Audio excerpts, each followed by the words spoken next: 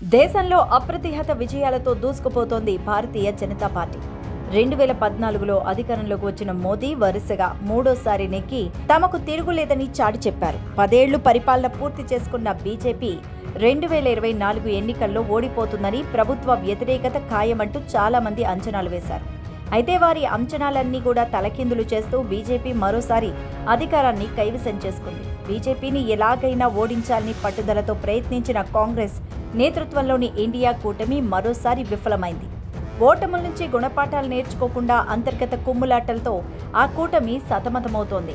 కాంగ్రెస్ నేతృత్వంలోని Indian National Development Inclusive Alliance India కూటమిలో మొత్తం 37 పార్టీలు భాగస్వాములుగా ఉన్నాయి.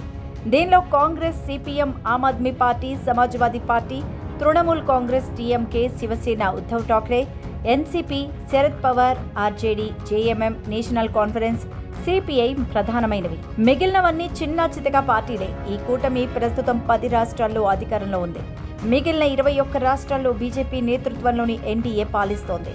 తాజాగా లోక్సభ ఎన్నికల్లో ఇండియా కూటమికి 238 సీట్లొచ్చాయి. ఒక విధంగా చెప్పాలంటే అధికారానికి కాస్త దూరంలో నిలిచిపోయింది. ఎన్నికలకు ముందు కాంగ్రెస్ పార్టీ చాలా వరకు సీట్లు త్యాగం చేసింది.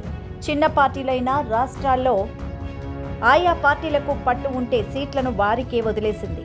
దీంతో మొత్తంగా కూటమి 238 స్థానాలు నెక్కింది. బీజేపీకి గట్టి పోటీనే ఇచ్చింది.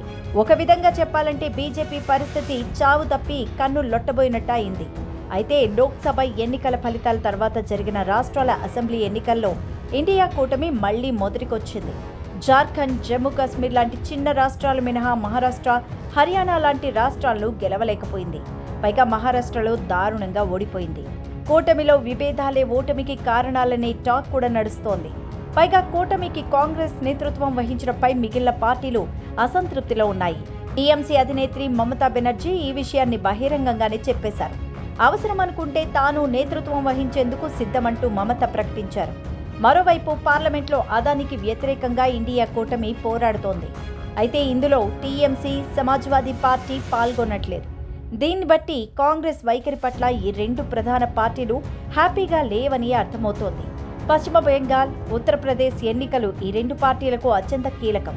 అప్పటికీ ఇండియా కూటమిలో ఈ పార్టీలు ఉంటాయా, ఉండవా అనేది అనుమానంగా ఉంది. మిగిలిన పార్టీలు కూడా కూటమిలో కొనసాగేందుకు అంత ఆసక్తిగా లేవని సమాచారం. బీజేపీని ఎదుర్కొనేందుకు రాహుల్ గాంధీకి అంత సత్తా లేదనే భావనలో పలు కూటమి పార్టీలు కూడా ఉన్నట్టు తెలుస్తోంది.